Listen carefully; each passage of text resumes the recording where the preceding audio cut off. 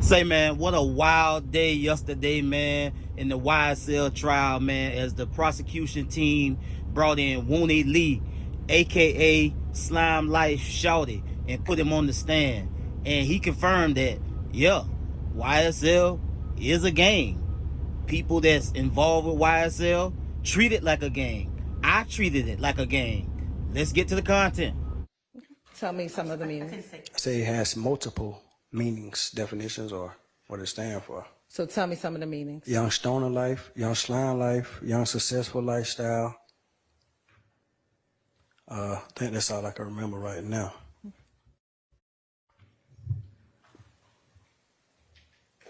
So let's talk about young stoner life.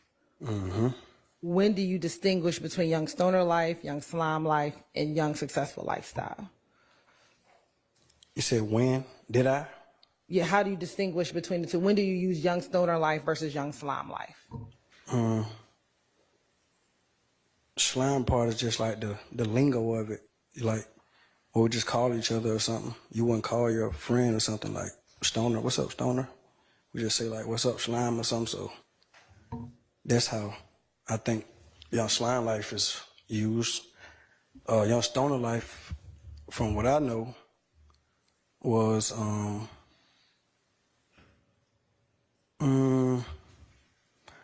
I'm just say like a way of life as far as music, or I mean not the music, but like getting high, or like a hippie, or I don't know. And outside of the music, is YSL a gang?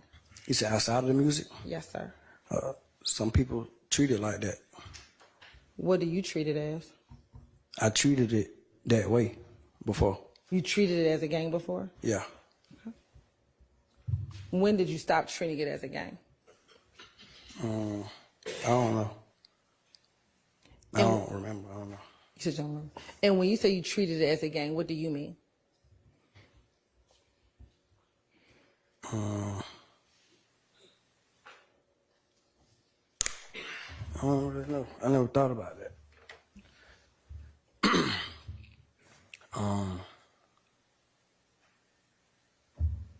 I don't know how to answer that. How old were you when you joined YSL, the gang? Can you tell me what you mean by like join? Like, are you talking about?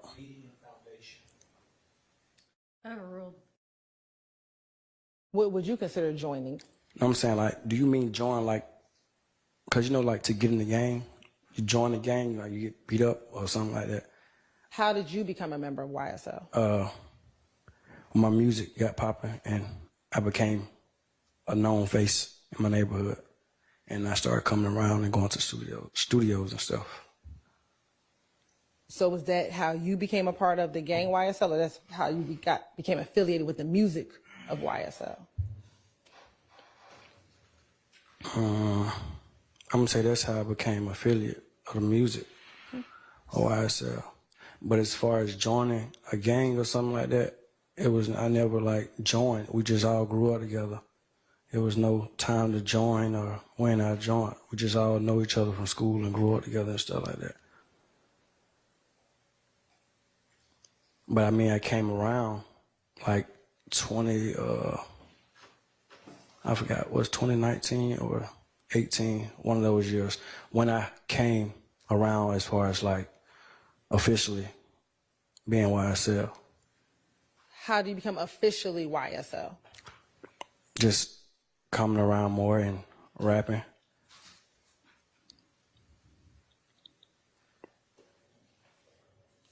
Is everyone that is affiliated with, and I'm talking specifically the gang YSL, rappers?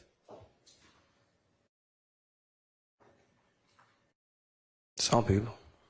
So, but not everyone? Some people rap. A lot of people rap, but everybody doesn't take it serious.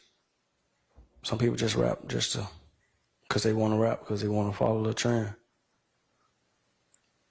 I definitely understand that, but I want to ask specifically, is everyone who's a part of YSL a gang trying to rap or rappers? Can you say it again? Sure. Is everyone who is a part of YSL the gang rapping or tried to be rappers?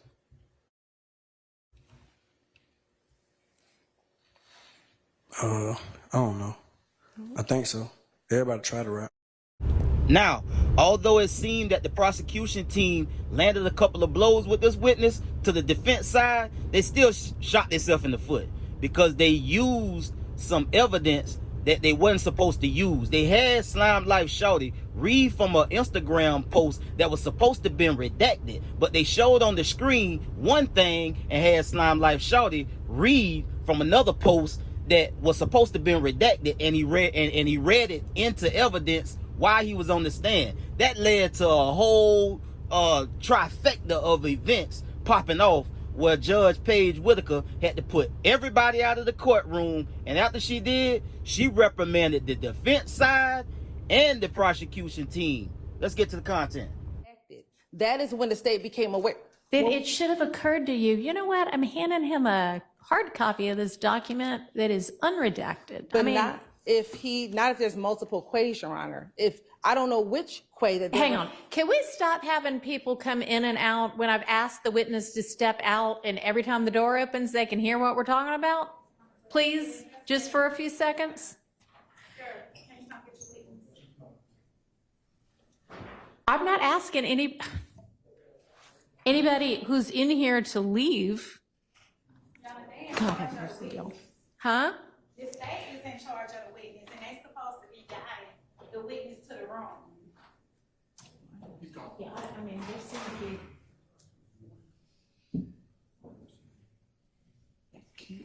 be. And so that is the point in which we learned of it, is we redacted it on here. Ms. Westmoreland brought it up here. Yeah, and when and you didn't back, read it. I mean, so the jury didn't see it, but now the jury has heard it. I don't think it is really that, much of a crisis, because there is going to be this stipulation that Quay is not always either of these defendants. So, nor is it obvious to everybody that free whomever is such a quote about who knows, everything these days. And so it doesn't necessarily indicate that whomever Quay spent time in jail or in custody or in prison or anything. I mean, they say it about, Hollywood stars who are in a breakup. It's not. Your Honor, we're making a motion for mistrial on behalf of Mr. Nichols.